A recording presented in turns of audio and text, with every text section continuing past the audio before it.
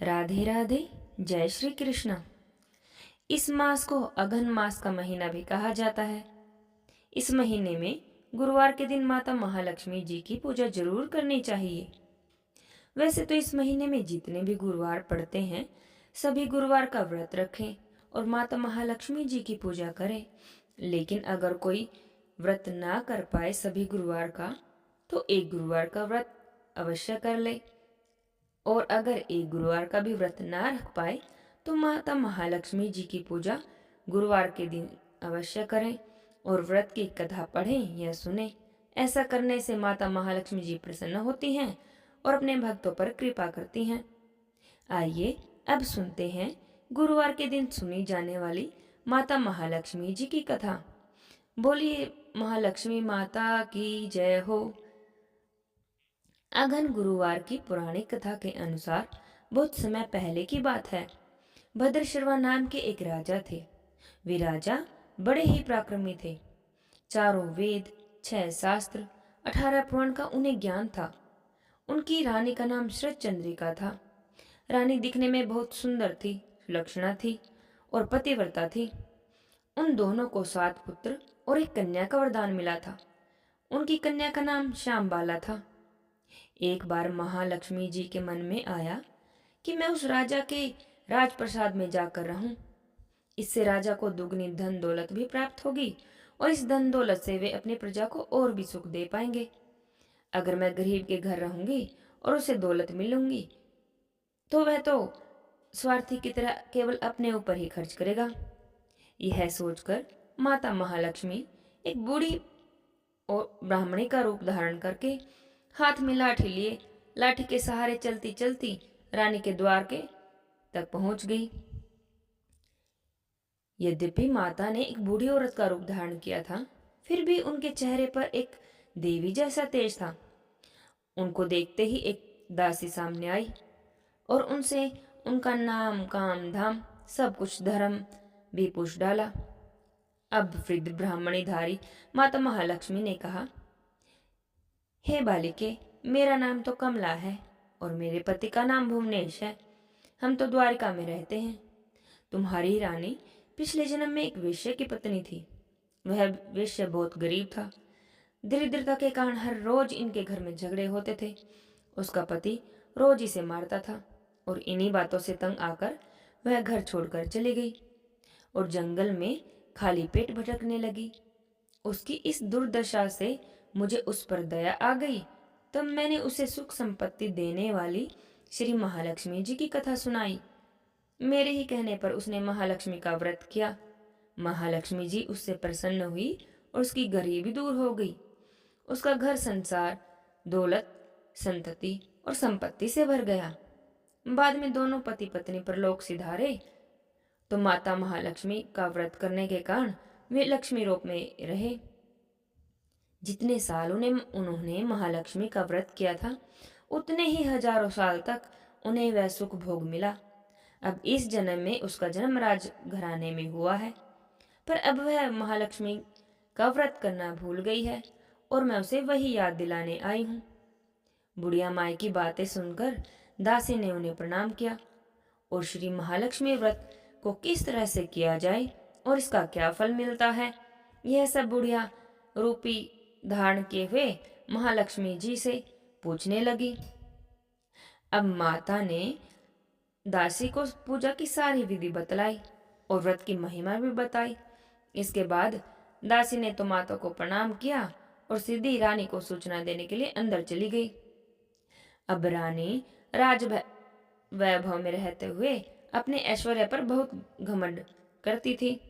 संपत्ति और अधिकार की वजह से वह तो जैसे उन्मत्त सी हो गई थी और दासी द्वारा बताई गई बुढ़िया की बातें सुनकर तो वह और भी आग बबूला हो गई। राजद्वार पर आकर बुढ़िया रूपी महालक्ष्मी पर बरस पड़ी। जब क्योंकि उसे तो ये मालूम ही नहीं था कि महालक्ष्मी जी बुढ़िया के रूप धारण करके उसके द्वार पे आई हैं।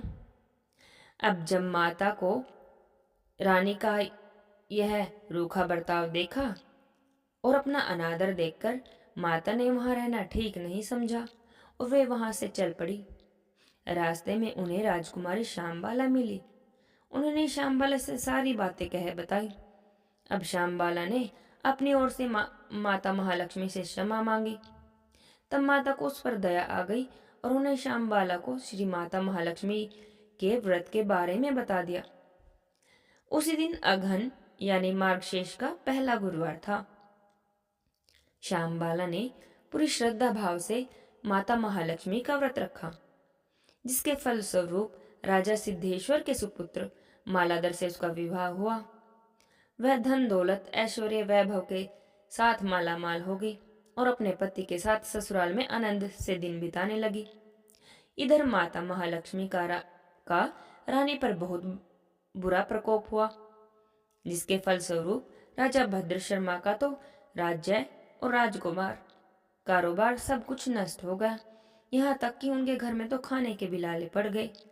ऐसी हालत में एक दिन राजा ने रानी से कहा कि हे रानी, ना जाने हमारे पूर्व जन्म के कौन से कर्म के कारण हमें यह फल भोगना पड़ रहा है।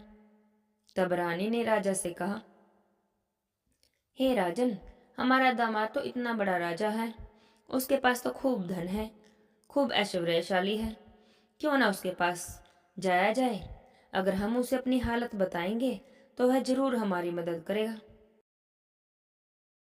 राजा भद्र शर्मा अपनी रानी की यह बात मान गए और अपने दामाद के पास रवाना हुए और उसके राज्य में पहुंचकर एक तालाब के किनारे थोड़ी देर विश्राम करने के लिए रुक गए। अब तालाब से पानी लाते ले जाते समय जब दासियों ने उन्हें देखा तो बहुत ही विनम्रता से उनसे पूछताछ की। तब उन्हें मालूम हुआ कि ये तो रानी श्यामबाला के पिता हैं। अब सभी दासियां दौड़ी दौड़ी रानी के पास गई और उन्हें जाकर सारी बात बता दी। तब रानी ने अपने पिता को आया हुआ जानकर उनकी खूब आवभगत की, खूब आदर सत्कार किया और दासियों के हाथ राज परिधान भेजे। अब जब वे लौटने लगे तो सोने की मोहरों से भरा हुआ एक घड़ा भी अपने पिता को दिया। जब राजा भद्र शर्मा वापस लौटे तो उन्हें देखकर रानी शरचंद्रिका तो बहुत प्रसन्न हुई। जब उन्होंने सोने की मोहरों से भरे हुए घड़े का मुंह खोलकर देखा तो हाय रे भगवान, घड़े में तो धन दौलत के बदले कोयले भरे मिले थे। अब भी यह सब भी माता महालक्ष्मी के प्रकोप से ही हुआ था। इस प्रकार की दुर्दशा में उनके कुछ 2 दिन और भी ऐसे ही बीते। तब रानी ने सोचा कि मैं खुद ही अपनी बेटी के यहाँ चली जाती हूँ और इसे सब अपनी आप बीती सुनाती हूँ। यह सोचकर रानी स्वयं ही अपनी कन्या के पास चली गई। अब जब रानी अपनी बेटी के पास गई तो उस दिन अगन माह का अंतिम गुरुवार था। श्यामबाला ने माता महालक्ष्मी का व्रत किया हुआ था, पूजा की और अपनी माता से भी इस व्रत को करवाया। इसके बाद जब रानी अपने घर आई तो माता महालक्ष्मी का व्रत रखने के कारण उसे फिर से अपना राजपाट, धन दौलत, सुख संपत्ति, ऐश्वर्य प्राप्त हो गया और वह आनंद के साथ दिन बिताने लगी। अब कुछ दिनों बाद जब श्यामबाला अपने पिता के घर आई तो उसे देखकर तो रानी शरतचंद्रिका को सारी पुरानी बातें याद आ गई कि कैसे इसने कोयले से भरा हुआ घड़ा दिया था। तो यह सोचकर उसने श्यामबाला का कोई आदर सत्कार नहीं किया, बल्कि बहुत ही अनादर किया। पर श्यामबाला ने तो इस बात का बिल्कुल भी बुरा नहीं माना और लौटते समय अपने पिता के घर से थोड़ा सा नमक ही ले लिया। घर लौटने पर जब उसके पति ने पूछा कि मायके से क्या लाई हो, तब उसने अपने पति को जवाब दिया कि वहां का सार लाई हूं। तब उसके पति ने कहा कि इसका क्या मतलब होता है। तब श्यामबाला बोली, आप थोड़ा धीरज रखिए, थोड़ी देर में ही सब पता चल जाएगा। अब उस दिन शाम को जब श्यामबाला ने खाना बनाया तो खाने में बिल्कुल भी नमक नहीं डाला। अब जब सबको भोजन परोसा तो खाने में बिल्कुल स्वाद नहीं आया। फिर श्यामबाला ने खाने में नमक मिलाकर फिर से सबको प्यार के साथ भोजन परोसा तो वही खाना स्वादिष्ट लगने लगा। तब श्यामबाला अपने पति से कहने लगी, यही है वह मेरे मायके से लाया हुआ सार। तो उसका पति और वह दोनों हंसी मजाक करते हुए भोजन करने लगे। ऐसी मान्यता है कि जो भी श्रद्धा भाव से माता महालक्ष्मी जी की पूजा करता है, व्रत करता है और इस कथा को पढ़ता है या सुनता है, उस पर माता महालक्ष्मी जी की कृपा अवश्य होती है। उसे सुख और संपत्ति की प्राप्ति होती है और सभी मनोकामनाएं पूर्ण हो जाती हैं। लेकिन सब कुछ प्राप्त होने पर भी माता महालक्ष्मी को नहीं भूलना चाहिए। हर गुरुवार को माता महालक्ष्मी का व्रत करना चाहिए, कथा पढ़नी चाहिए और माता महालक्ष्मी की पूजा करनी चाहिए। यदि गुरुवार का व्रत न रख सकें तो कथा अवश्य पढ़ें और माता महालक्ष्मी की पूजा करें और माता महालक्ष्मी को सफ़ेद मिठाई या खीर का भोग लगाएं। ऐसा करने से महालक्ष्मी जी अपने भक्तों की सभी मनोकामनाएं अवश्य पूरी करती हैं। बोलिए महालक्ष्मी माता की जय हो। अब सुनते हैं अघन मास में सुनी जाने वाली माता महालक्ष्मी जी की दूसरी कथा। एक बार की बात है, एक गांव में गरीब ब्राह्मण रहता था। वह नियमित रूप से जगत के पालनहार भगवान विष्णु जी की पूजा करता, आराधना करता और उसकी भक्ति से प्रसन्न होकर एक दिन भगवान विष्णु ने उसे दर्शन दिए। उस ब्राह्मण से कहने लगे कि हे ब्राह्मण, मैं तुम्हारी भक्ति से बहुत प्रसन्न हूँ, मांगो, तुम्हें क्या वरदान मांगना है। तब ब्राह्मण ने लक्ष्मी जी का निवास अपने ही घर में होने का वर मांगा। तब विष्णु जी ने लक्ष्मी जी की प्राप्ति का मार्ग उसे बताया और कहा कि मंदिर के सामने एक स्त्री आती है जो यहाँ आकर उपले छापती है, उसे अपने घर आने का निमंत्रण दे देना, वही देवी लक्ष्मी है। साथ ही विष्णु भगवान ने ब्राह्मण से कहा कि जब धन की देवी लक्ष्मी जी तुम्हारे घर आए तभी तुम्हारा घर धन धन्य से भर जाएगा। ऐसा कहकर विष्णु जी तो वहां से अंतर्ध्यान हो गए। अब जब अगले दिन ब्राह्मण सुबह ही मंदिर के सामने जाकर बैठ गया तो वहां लक्ष्मी जी आई और उपले छापने लगी। तो ब्राह्मण ने उनसे अपने घर आने का निवेदन किया। ब्राह्मण की बातें सुनकर लक्ष्मी जी तो तुरंत ही समझ गई कि यह सब तो विष्णु जी के ही कहने पर हो रहा है। तब लक्ष्मी जी ने ब्राह्मण से कहा कि मैं तुम्हारे घर चलूंगी तो जरूर, पर इससे पहले तुम्हें महालक्ष्मी व्रत को करना होगा। अघन मास यानी मार्गशीर्ष मास के हर गुरुवार को मेरा व्रत करना होगा और सच्चे मन से व्रत की कथा को पढ़ना होगा या सुनना होगा, तभी मैं तुम्हारे सारे मनोरथों को पूर्ण करूंगी। तब उस ब्राह्मण ने देवी के कहे अनुसार मार्गशीर्ष महीने के हर गुरुवार को व्रत किया, माता महालक्ष्मी का पूजन किया, माता लक्ष्मी को उत्तर दिशा की ओर मुंह करके पुकारा। इसके बाद माता महालक्ष्मी ने ब्राह्मण के घर में आकर धन और सुख संपत्ति से उसके भंडारे भर दिए। मार्गशीर्ष मास के गुरुवार के व्रत के प्रभाव से वह ब्राह्मण अंत समय में बैकुंठ लोक को गया। बोलिए लक्ष्मी माता की जय हो, विष्णु भगवान की जय हो। हे माता महालक्ष्मी, सबकी मनोकामनाएं पूर्ण करना, सभी के कष्टों को हरना, यह कहानी कहते सुनते हुंकारा भरते सब पर अपनी कृपा बनाए रखना, सबके घर में धन संपत्ति सुख शांति देना। बोलिए लक्ष्मी माता की जय हो। अब सुनते हैं गणेश जी की कहानी। किसी गांव में एक ब्राह्मण ब्राह्मणी रहते थे।